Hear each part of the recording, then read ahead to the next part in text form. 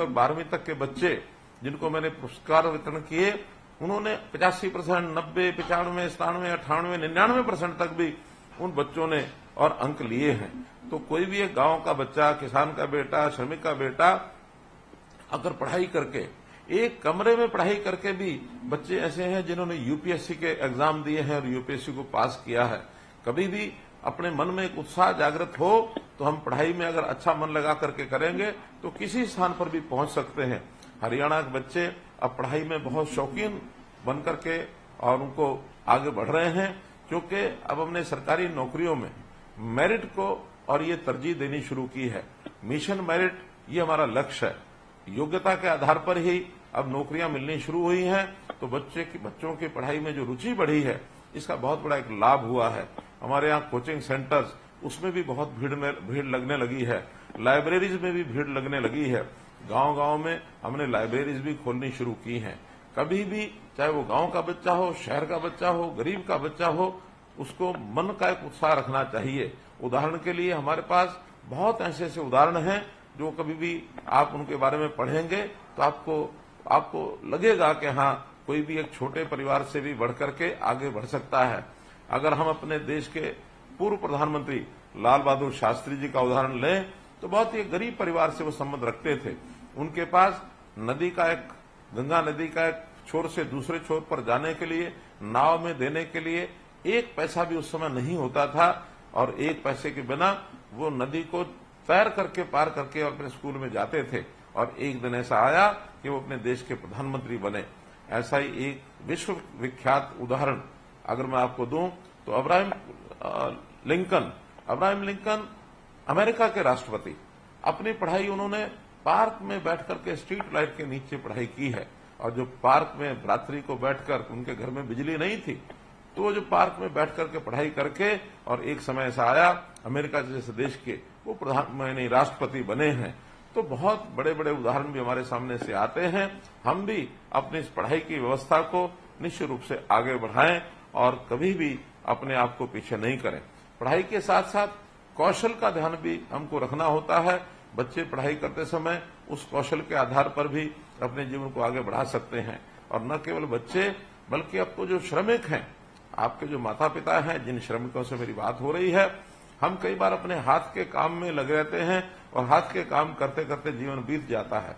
हमने आजकल अब श्रमिकों के लिए कौशल विकास की बहुत सी योजनाएं ऐसी बनाई हैं ताकि वो एक छोटी मोटी मशीनरी के साथ भी अपना काम कर सके और मैकेनिकल अगर सिस्टम में वो काम करने के लिए आगे बढ़ते हैं तो उनकी आय भी बढ़ेगी। कोई भी व्यक्ति मैकेनिकल छोटी मोटी ट्रेनिंग इस कौशल विकास के माध्यम से ले सकता है। अभी नए आयाम हमारे लिए खुले हैं।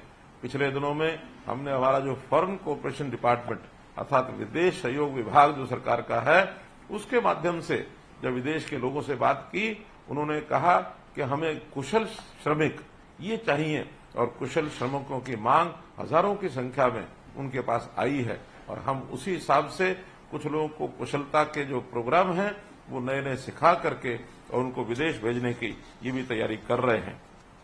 भाई बहनों, यानी श्रमिकों के बच्चों, खास करके ऐसे दिव्यांग बच्चे हैं, उनकी भी सहायता हम अलग से करते हैं। मानसिक रूप से अक्षम है उनकी सहायता करते हैं। उनको उनकी बेटियों की शादी पर हम 51,000 रुपया ये भी देते हैं। बेटे की शादी हो अथवा स्वयं की भी किसी श्रमिक की शादी हो, उस पर भी अनुदान देते हैं। तो इस प्रकार मुख्यमंत्री श्रम पुरस्कार योजना में भी हम 51,000 रुपये से लेकर के 2 लाख रुपया देते हैं। मेरा कहने का भाव ये है कि श्रमिक की सुरक्षा ये हमारे लिए बहुत महत्वपूर्ण है। श्रमिक अगर अपने काम करते समय कार्यस्थल के ऊपर दुर्घटना से मृत्यु हो जाती है तो 5 लाख रुपया उसके परिवार को भी हम देते हैं। कई बार उद्योगों में अथवा भवन निर्माण के काम करने में कई प्रकार की बीमारियां ये भी लगती हैं। जैसे उदाहरण के तौर पर श्रमिक के फेफड़े सिलिकोसिस की विकट जो बीमारी है उससे भी प्रभावित होती है। तो ऐसे जो प्रभावित श्रमिक हैं उनके पुनर्वास के लिए भी 5 लाख रुपए का अनुदान ये दिया जाता है।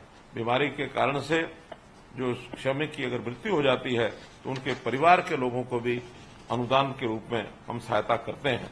भाइयों बहनों, हमारे यहाँ जो हरियाणा राज्य कर्मचारी राज्य बीमा वेलफेयर है, इनकी सहायता, इनके माध्यम से भी 21,000 रुपए के कम वेतन पाने वाले को हम 24 लाख बीमित श्रमिकों और उनके आश्रितों को समग्र स्वास्थ्य सेवाएं ये प्रदान कर रहे हैं। अर्थात ईएसआई का लाभ ये भी भरपूर इन श्रमिकों को मिल रहा है। श्रमिकों की योजनाएं बहुत हमने बनाई हैं और इन छोटी छोटी योजनाओं को पाने के लिए अब आपको किसी ऑफिस के चक्कर नहीं काटने पड़ते, बल्कि सारे सिस्टम हमने ऑनलाइन बना दिए हैं और इन ऑनलाइन सिस्टम में आप सरल केंद्रों पर जाकर, अंत्योदय भवन में जाकर सीएससी सेंटर के माध्यम से आप अपना पंजीकरण करा सकते हैं। श्रमिकों के पंजीकरण के माध्यम से इन सब योजनाओं का लाभ लेने के लिए वो योग्य हो जाते हैं। इस प्रधानमंत्री ने भी श्रम योगी मानधन योजना ये शुरू की है। हर वर्ष 6,000 रुपया उनको मिलता है। अभी तक हरियाणा राज्य में 8,19,000 लाभार्थियों का पंजीकरण किया जा चुका है। यदि आपने पंजीकरण न कराया हो तो अवश्य अपना पंजीकरण कराएं, ताकि 6,000 रुपया ये वार्षिक प्रधानमंत्री जी की ओर से श्रम योगी मानधन योजना के अंतर्गत आपको दिया जा सके। तो मित्रों, इसी प्रकार जो लेबर कॉलोनीज है, हमने वहां पर अंत्योदय आहार योजना इसकी कैंटीन्स बनाई है। 10 रुपए में खाना, इस प्रकार से किसी भी श्रमिक को, चाहे वो काम करने के लिए अपने कार्यस्थल पर है अथवा कॉलोनी में रहता है, हमने कई कार्यस्थलों पर भी इस प्रकार की ये जो योजना है, आहार योजना, इसकी कैंटीन्स ये बनाई है। और मैं अधिकारियों को कहूंगा कि जहां भी कहीं संख्या श्रमिकों की पर्याप्त है, वहां पर दोपहर के समय का भोजन उनको इन आहार कैंटीन्स पर मिले, तो ये कैंटीन, अंत्योदय आहार योजना की कैंटीन ये भी बढ़ानी चाहिए। इसी प्रकार से बच्चों के लिए हम आगे भी और बहुत सी प्रकार की योजनाएं बनाएंगे। आजकल जैसे हमको मालूम है कि बच्चों की पढ़ाई में आईटी का बहुत बड़ा महत्व हो गया है। अभी बच्चे अपने क्लास में जिस प्रकार से परंपरागत रूप से पढ़ते थे, कहीं कहीं स्मार्ट क्लासरूम भी बनाए थे। अब तो पिछले वर्ष से हमने बच्चों को, खास करके 10वीं, 11वीं, 12वीं के बच्चों को टेबलेट्स भी दिए हैं। अर्थात कंप्यूटर पर अपने घर बैठे भी वो पढ़ाई कर सकते हैं, उसका उपयोग कर सकते हैं। तो बच्चे जितनी सुविधाएं प्राप्त करेंगे उतना उनकी जो पढ़ाई है वो अच्छी होगी और आगे चल करके हमारे परिवार का कोई बच्चा कहीं सफलतापूर्वक आगे बढ़ता है, वो अपने परिवार का भी नाम करेगा, अपने गांव का नाम करेगा, अपने जिले का नाम करेगा, प्रदेश का और देश का नाम करते हुए कहीं ऊंची छलांग लगा करके आगे भी बढ़ सकता है। आखिर तो जो हमारे गांव में या हमारे परिवारों में जिस प्रकार के हमारा जो मस्तिष्क है, हमारी जो योग्यता है, वो कई बार दबी रहती है, छुपी रहती है। तो इस छुपी हुई योग्यता को उभार करके आगे ला करके सरकार भी इसमें हर प्रकार का प्रयत्न करेगी ताकि आप लोग आगे बढ़ सकें। गांव का आदमी, जैसा मैं कई बार बात करता रहता हूं कि मैं अगर अपना भी उदाहरण दूं तो मैं किसान का बेटा हूं और किसान के बेटे के नाते मैंने खेतों में भी काम किया है। खेतों से यानी सब्जी तोड़ करके बाजार में बेच करके भी आया हूं। मुझे नहीं मालूम था कि एक दिन जनता का इतना प्यार मिलेगा, सहयोग मिलेगा और मैं यहां तक पहुंचूंगा। इसलिए प्रेरणा इन बच्चों को कहीं से भी मिल सकती है। आप भी बच्चों को, अपने बच्चों को इस प्रकार की प्रेरणा देते रहें। आप श्रमिक भले ही हैं, लेकिन देश के निर्माण में आपका भी योगदान है। छोटा बड़ा हर प्रकार के योगदान का लाभ सब जगह होता है, लेकिन बच्चों को हम आगे, अपने से आगे कैसे बढ़ाएं, इस प्रकार का प्रयत्न हम सब करते रहेंगे तो निश्चित रूप से हमारा जीवन जो है वो सफल होगा।